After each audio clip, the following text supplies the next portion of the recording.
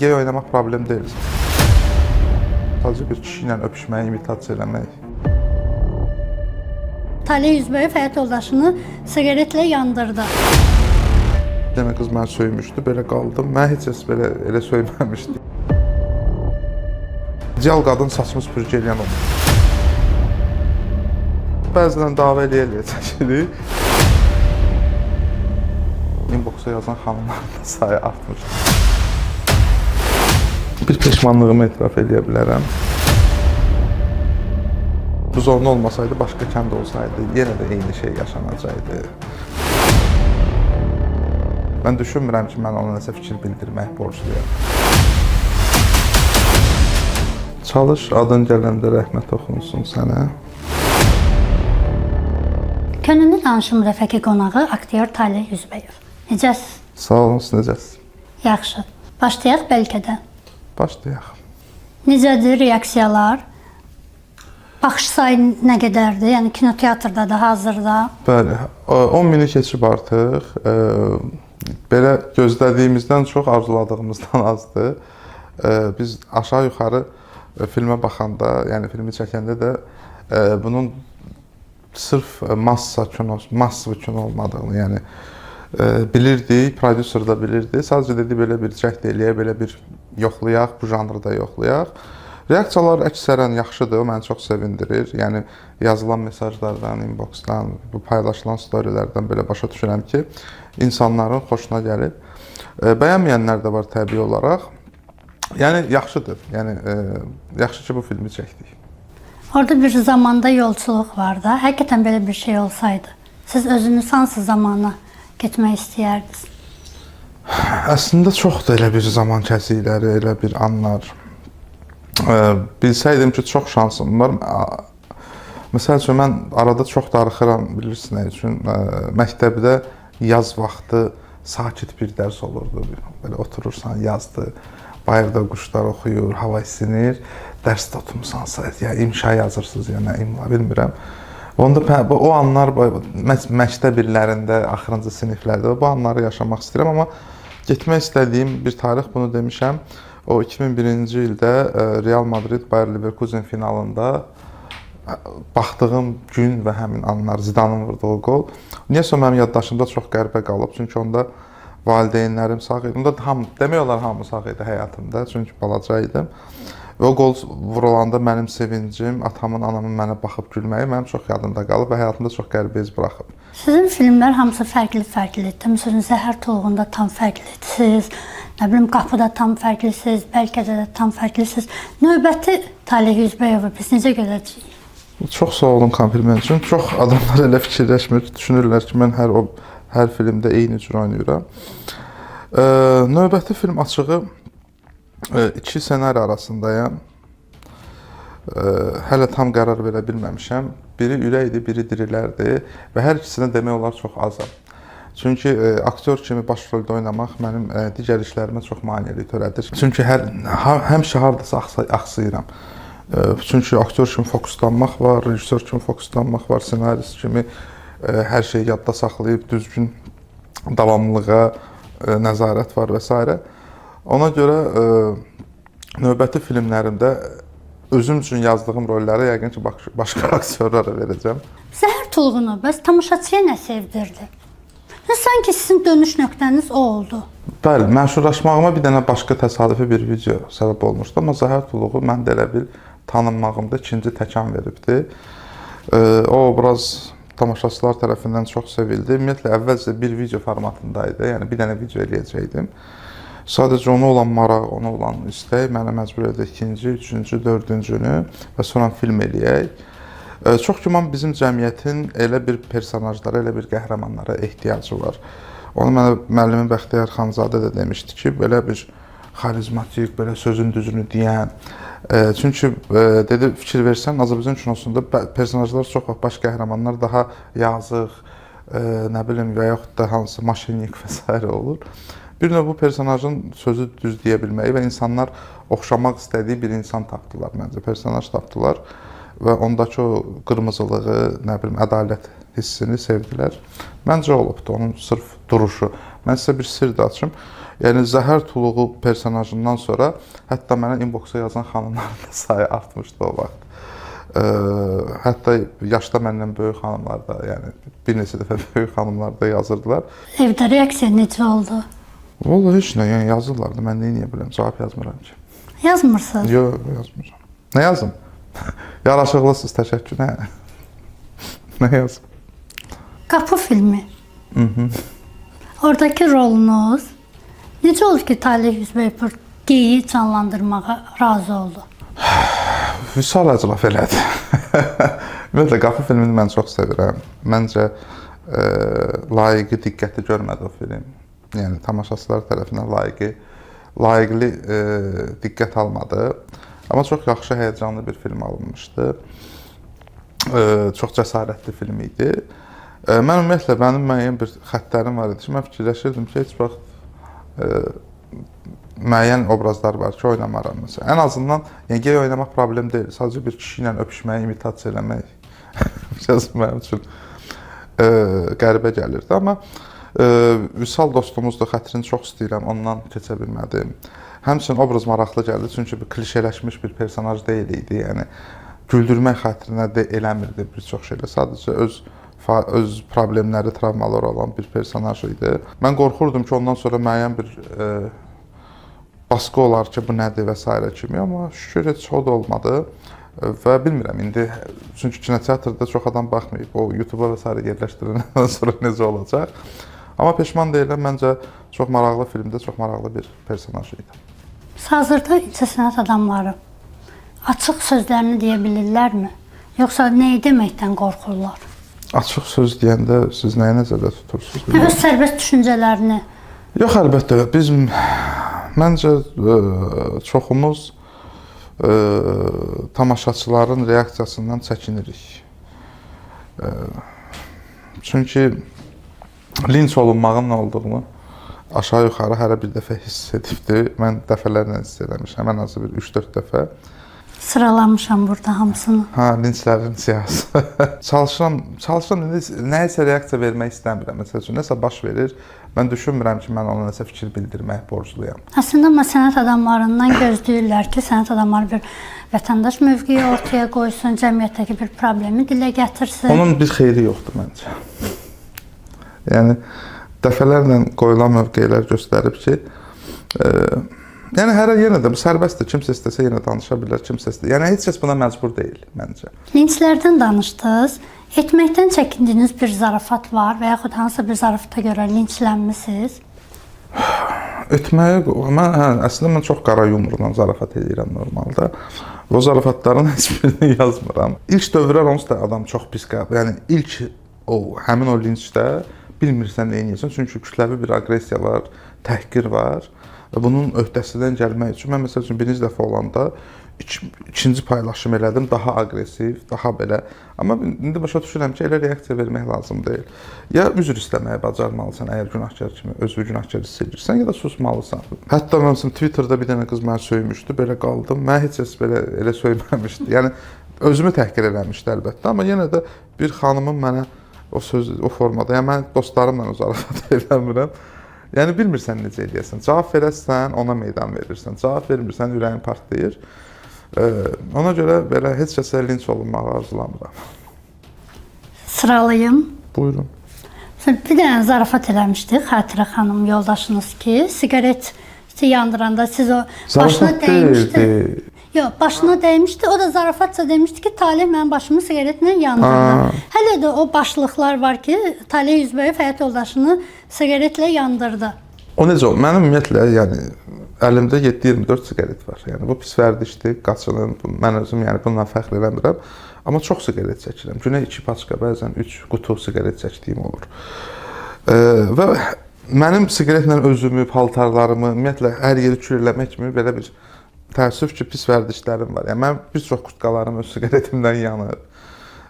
Özümün barmağını, dodağını yandırmışam və necəsə olmuşdu, əlim beləyəndə dəydi, anlı yandı. O da onu paylaşdı təəssüf ki. Və indi də Google-da girib Talih Üzbəyov yazanda xəbərlər kimi məni daha çox manyak kimi təqdim edirlər. Belə bir qrup bilmirəm. Yəni bu çox belə kütləvi halda oldu. Alatavadan onsuz da müəyyən bir aqressiya yaranmışdı, müəyyən bir kitrəlik yaranmışdı. Və bu da ondan sonra oldu və elə bil ki, bilirsiniz, bir əldən belə kimsə deyir ki, davay bunu paylaşaq daha çox. Yəni okey, mən yəni hətta bir xəbəri oxumayanlar belə girib ki, bundan mən başa bilirdim ki, bunda manyak tipi varsa. Aşağı yuxarı tanıyanlar, izləyənlər məni tanıyır. Yəni siqaretlə həyat yoldaşımı yandıracaq qədər deyiləm, amma təəssüf ki, belə şeylər olur və biz sadəcə susub qıraqdan baxa bilirik. İki tanınmış şəxsin bir evdə yaşaması necə hissdir? Mən sizi tanımamışdan əvvəl, belə ailənizi bilməmişdən əvvəl, mən heç vaxt düşünməzdim ki, siz imkan verəsiniz ki, həyat yoldaşınız tanınan biri olsun, cəmiyyət arasında olsun. Nəsə mənim kafamda siz həyat yoldaşını gizlədən bir tip olaraq görünürdünüz. Gizlədən deyəndə, harca 10 il əvvəlki talih, 15 il əvvəlki talih daha sərt reaksiya verərdi. İnsan sadəcə olaraq fəaliyyətə başlamaq istədi. Mən dedim, okey. Amma siftə dedim, bağlı profil olsun. Üstünə bir müddət keçəndən sonra dedim, okey, aç gəlim. Amma mən öz səhifəmdə heç vaxt demək olar ki, bircə şəkillər paylaşmıram. Çünki mənim auditoriyam böyük hissəsi erkəkdir. Yəni 75%-dən çox kişilərdir və məncə belə bir şeyi təqdim eləmək istəyirəm. Çünki mənim səhifəmin məqsədi ailəvi bir şeylər üçün deyil, başqa kontentlər üçündür. Amma yox, yəni rahatdır, çox yaxşı fəaliyyəti var Xatirənin. Yəni mən onun hətta izləyiciləri Instagramda məni keçdi, hardasa bir neçə ay əvvəl. O artıq onun izləyicisi məndən çoxdur. O Instagramda məndən daha məşhur insandır. Maksimum çalışıram müəyyən şeylər. Düzdür, mən deyirsən, mənə dəstək vermirsən. Amma maksimum çalışıram kontentlərə fikrimi bildirim. Bunu bəlkə belə eləyəsən, bunu bəlkə belə eləyəsən. Yəni burada yəni məncə bir faciəvi bir şey yoxdur. Amma cütlük videolarında sanki siz biraz könülsüz durursunuz. Mən ümumiyyətlə cütlük, mən çünki özümüzü cütlük video bloger aid eləmirəm. Yəni mənim fəaliyyətim başqadır, onun fəaliyyəti başqadır. Könülsüz deyəndə bəzilərini dava eləyə çəkirik, bəzilərini könüllü çəkirik. Amma mən yenə də mən öz hisslərimizin birbaşa publik olmağının tərəfdarı deyiləm. Xatirə xanım tam dəyişib, gözəlləşib əməliyyatdan sonra bir kişi gözündən bu sizə necə təsir elədi? Valla mənim üçün əvvəl də gözəl idi. Qısqanclıqlarınız artdı mı? Mənim üçün həmişə, mən inanırsınız fərqi köhnə şəkillərə baxanda hiss edirəm ki, oydu, deyirəm, doğrudan belə olubdu. Yox, zaten həmişə var idi qısqanclıq şeyləri məndə, müəyyən bir həddə. Yəni özü rahatdır, özü xoşbəxtdirsə mənim üçün daha yaxşı. Çünki əgər o özünü narazı idisə o vaxt, onun əlbəttə ki, keyfinə təsir edirdi, əhvalına. İndiki halda məsəl üçün özünü bəyəndir. Mən deyirdim ki, mən ona heç vaxt bir dəfə olub söz bildirmişəm. O da onun xətrinə dəymişdi və ondan sonra da o əməliyyat eləmişdi. Çünki əməliyyat ərəfəsində də belə xəbərlər yayılmışdı ki, Talih Yüzbəyət həyat yoldaşını əməliyyatda tək qoydu. O da yəni yenə də çərçivəsindən çıxmış bir şeydir. Evdə ikimizi əməliyyata gedir, uşaqlara mən baxıram. Anası gələ bilməmişdi. Uşaqlarla mən qaldım ki, əməliyyata getsin. Onda paylaşıram, mən gedirəm əməliyyata, təkəm və s. Onu da elə başqa bir don vermişdilər ki, mən tək qoymuşum, amma evdə uşaqlara baxırdım. Başqa variantım yox idi. Talih bəy, necə atasız? Çox pis. Mən özümü bir ata olaraq uşaqlara çox vaxt ayıra bilmirəm, təəssüf ki. Yəni, bizim işimizin də elə bağlıdır ki, bəzən olur, səhər çıxırıq, növbəti səhər gəlirik, bəzən çox gec gəlirik, uşaqlar yatır, bəzən gecələr işləyirik, gün ortalar yatırıq və s. Təəssüf ki, ürəyim istəyən kimi ata deyiləm. Bilmirəm, amma uşaqlar böyüyür, vaxt keçir və mən özümü daha çox günahkar hiss edirəm. Həyatınız bir film olsa, sizin obrazınızı kimin canlandırmağını istəyərdiniz? Bizdə və xaricdə? İnanmıram, mənim həyatım film olur. Bizdə... Həmişə belə deyən insanlar sonra həmin şeyi yaşayır da. Yəni, belə bir... Tək ki filmlik bir həyat olmasın, çünki filmlər çox... film olması üçün çox kəskin şeylər olmalıdır. Qoy, rahat. Düzdür, istərsiniz, buna qədər yaşadıqlarım onsuzdur, müəyyən qədər ağır şeylər olub. Xaricdə oynasa, məncə şey oynaya bilər. Seth Rogen oynaya bilər, ondan oxşuyuruq məncə. Hal-hazırda studiya serialında çəkilir. Yəni, o mənə tam oynaya bilər, yəni oxşarlıq baxımından. Azərbaycanda bilmirəm. Çünki mən hal-hazırda onsuz da növbəti filmimdə özümün gəncliyini və uşaqlığını tapmalıyam. Çünki filmdə 3 zaman kəsiyi var. Və onu tapandan sonra biləcəm ki, mənə kim oxşuyur. Çünki mən oynayacağam 40 yaşından sonraki dövrü. Bir aktyor oynamalıdır 20'ləri, bir aktyor da oynamalıdır onları. Belə bir əhvalatım var. Və orada kast edib, yəqin ki, öz oxşarımı tapandan sonra dəqiq biləcəm ki, mənə kim oynaya bilər. Son olaraq, məsələn, ayıq sürücünü sildirdilər YouTube-dan, bu jurnallar etiraz elədi. Sizcə bu səhv qərar deyildimi? Onda hər filmin tənqidinə görə silsələr, təzədən yükləsələr, kadrlar çıxsa, biraz əməyə hörmətsizlik kimi. Valla bu haqda mən artıq ayıq sürücünü yazan adamı şəxsən tanıyıram. Dostluq münasibətimiz var, çəkən adamları tanıyıram. Sadəcə burada məncə biraz ehtiyatsızlıq olubdur. Yəni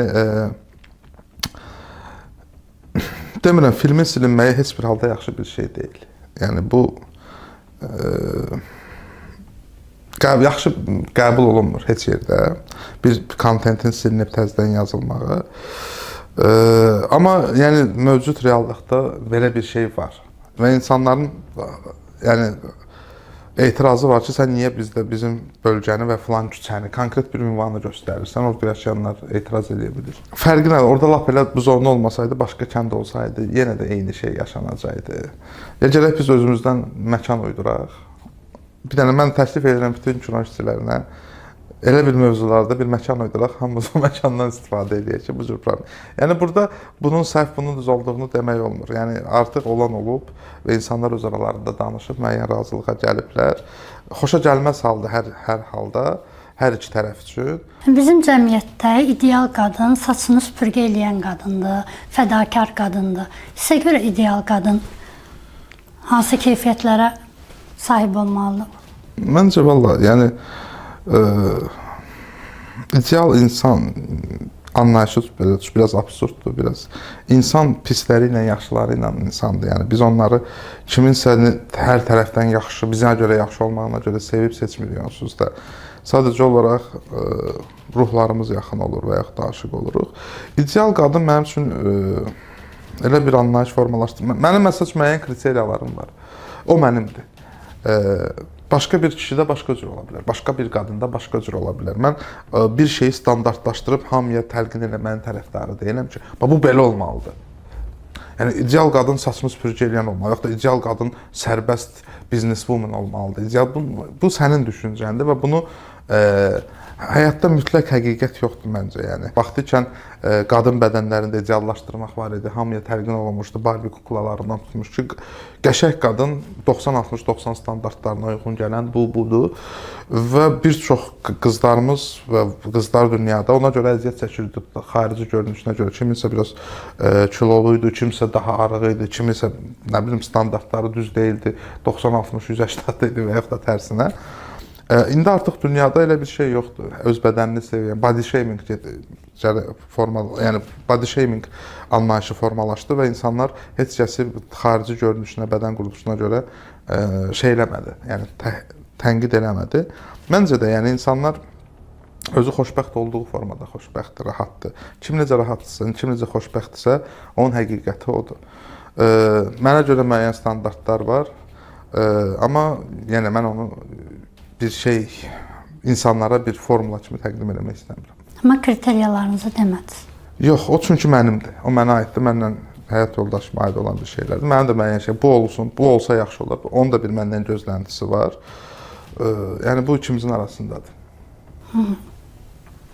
Son sualımı verirəm o zaman. Buyurun. Könüllü olaraq nəyə etiraf etmək istəyirsiniz?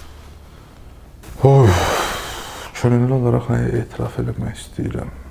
Bir peşmanlığımı etiraf edə bilərəm.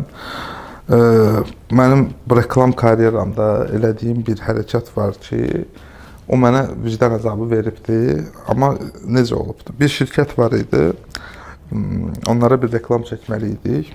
Bir ideya var idi, mənim çox xoşuma gəlirdi və mən inanırdım ki, bu viral olacaq. Amma şirkət qəbul eləmir ki, bu formada olmaz. Çünki necə idi? Əlixanla mən idik, biz standart olaraq, yəni müəyyən rəng fonun qabağında danışırıq. və Əlixanı snayperlə vururlar. Qan və s. aləmdə reklam kəsilir.